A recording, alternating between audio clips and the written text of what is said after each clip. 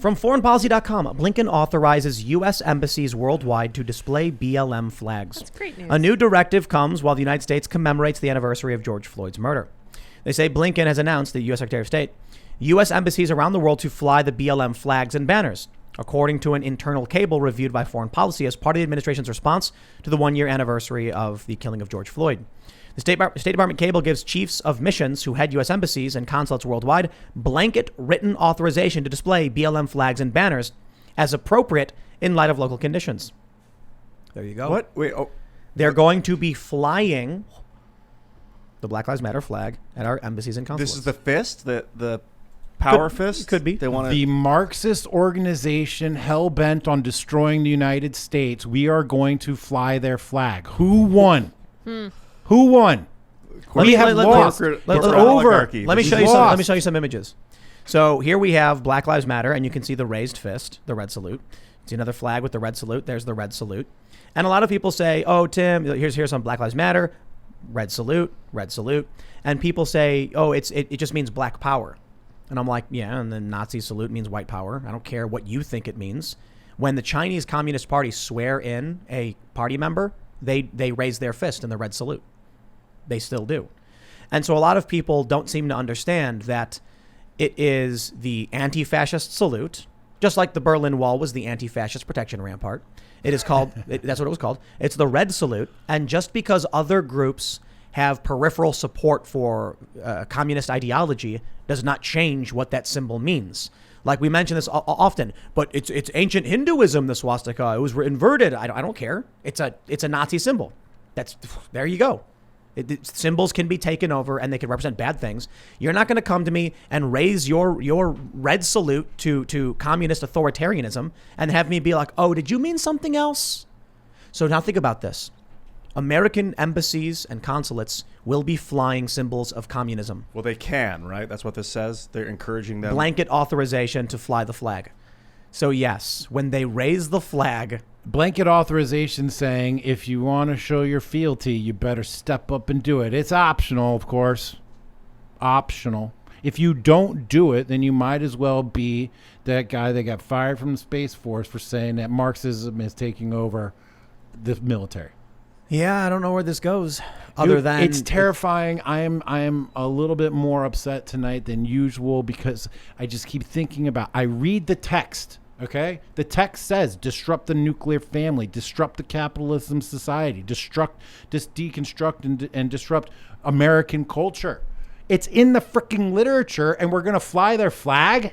Yep. What if? Why isn't anybody reading anything? These are the people who say that America is evil, is a slavocracy, that whiteness is inherently bad, that being on time is bad, and we're flying their flags. I'm reading their books, saying their words, and being told that I'm the crazy one and I'm making it up while they're flying the BLM flag over our government properties. Yep. Yeah. That's reality. Mm-hmm.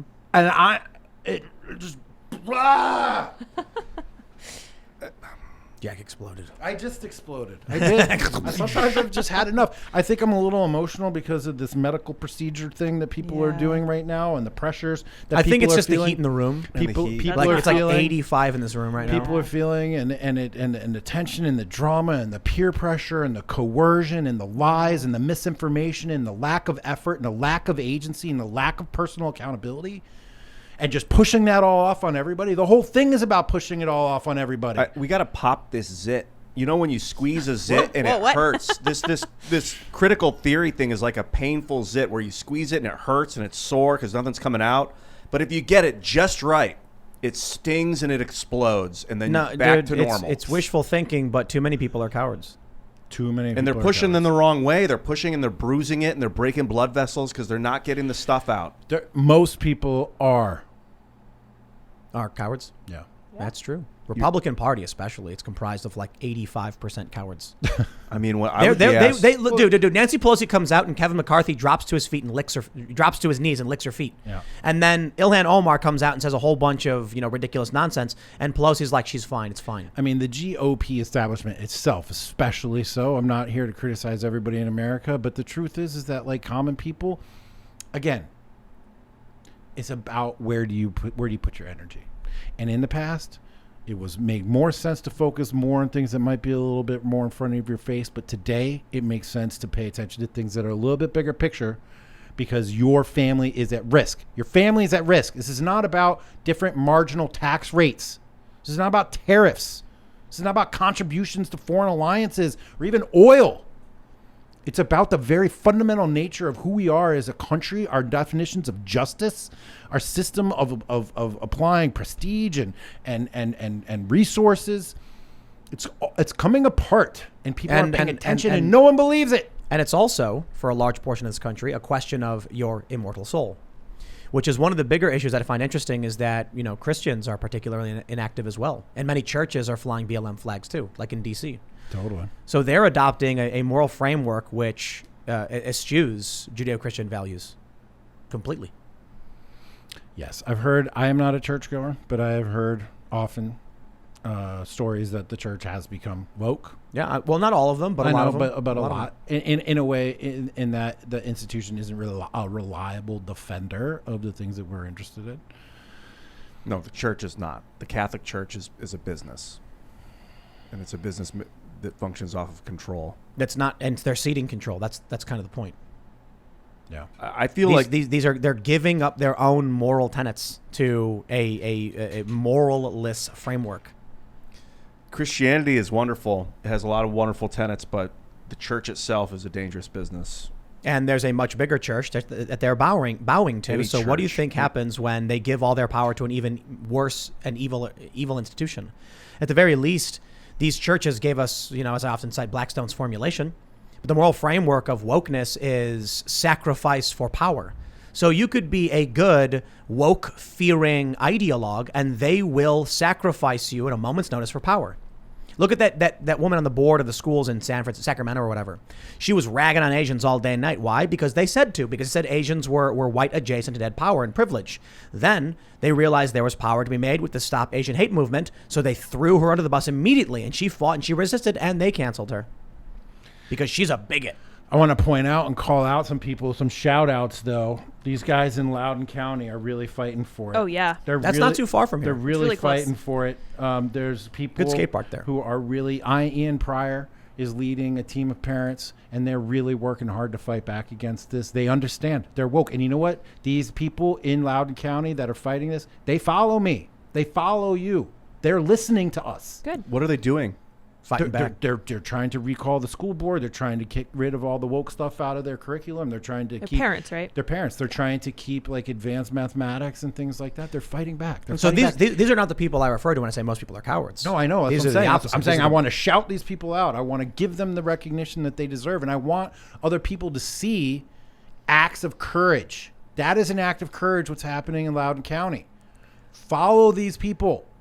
Do what they're doing. Use them as inspiration. And honestly, we have to keep doing what we're doing. These people literally follow us. They literally read what we're saying. They listen to our videos. They take it home, and they're putting it into action. Kudos to you and to everyone else who's doing it. I think we as both well. clearly like talking, so I think we're good. We'll keep doing it.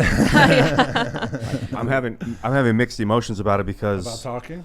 I didn't drink any coffee, so I'm not stimmed right now. Oh, and you don't have that BioTrust power. I splash. don't get the BioTrust. Thanks, BioTrust. If I was stimmed up right now, I would just be drenched. I'd be in a pool of water. It's like 85. So the power for those that just hopped in, like the power.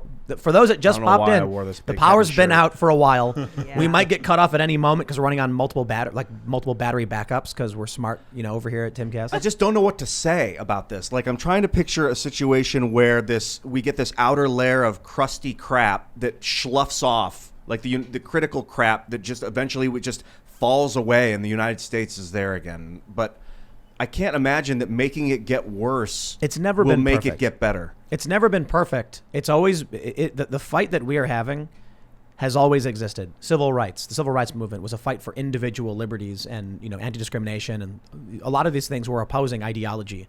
So America's never been perfect, but the framework has been the best we've seen in history. It enables us to do shows like and so, this. And we've built up over hundreds of years.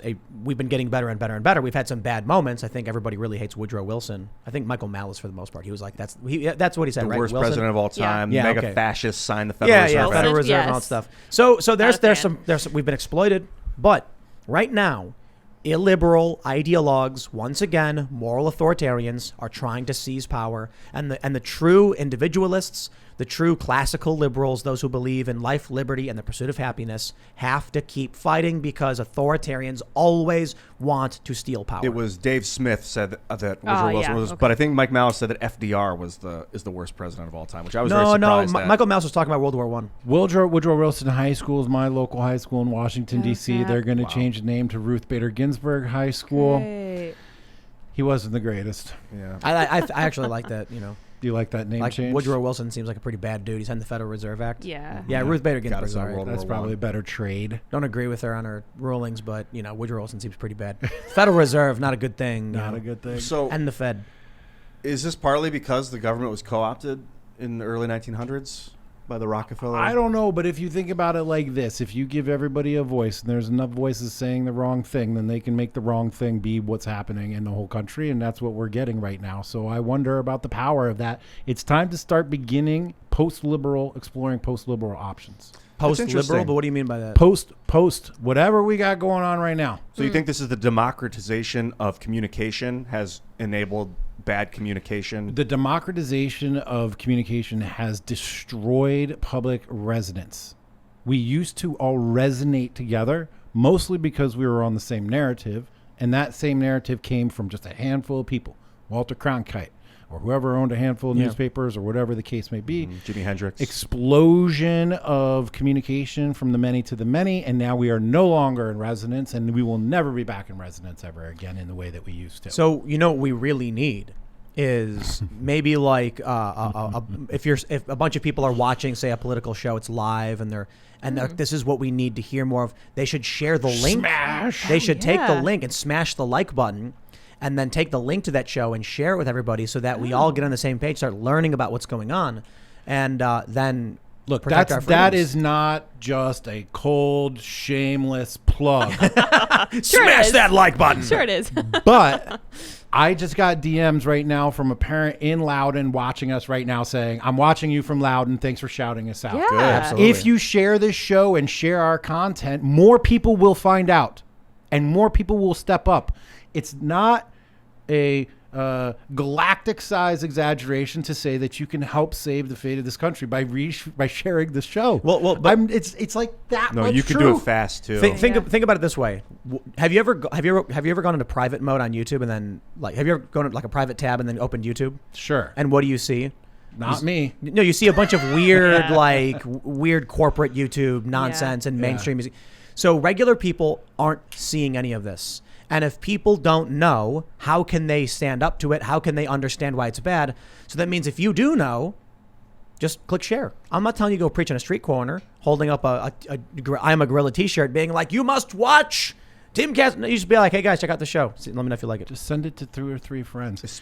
I mean, look. Buy books, because then they appear on the top of the Amazon list for regular people. So you've had Andy No's book on Antifa, which is really important for the people who don't know Antifa exists. Right. You can get his book. You've got Michael Malice. He's got a new book. And Speechless by Michael Knowles available for pre-order. Ding. James O'Keefe has several books. Yeah. American Pravda.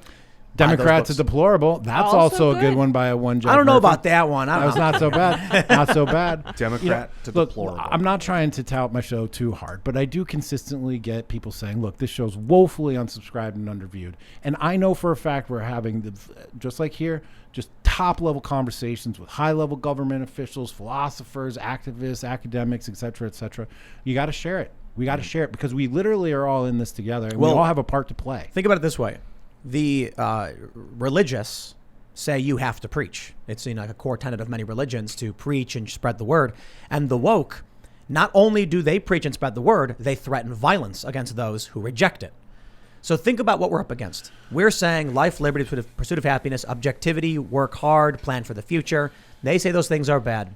We're seeing the consulate fly the flag of Black Lives Matter.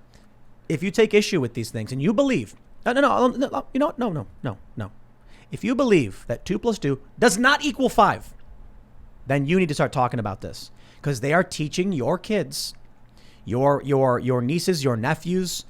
They're teaching them that 2 + 2 = 5. It's not an exaggeration. They're literally doing it. They're saying math is a construct of whiteness. Science and objectivity are a construct of whiteness. I watched a video, I don't know if you remember this one, Jack, where there was a science class and there was a woke person saying that the ancient African knowledge was spiritual awareness and it's equally as plausible as the scientific method. And people were like, oh, wow, interesting. And it's like, dude, there are a lot of hidden truths that have been ignored and rejected. That I can accept.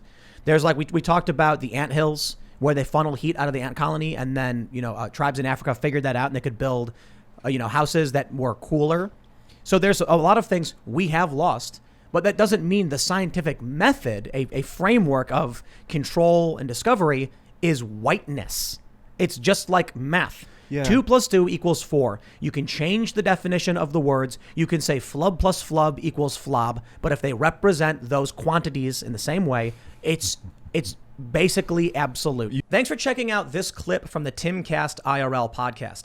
If you want to see the full show, come back to this channel, youtube.com/TimcastIRL, Monday through Friday at 8 p.m., where you can leave comments and super chat, and we actually will read your comments on the show.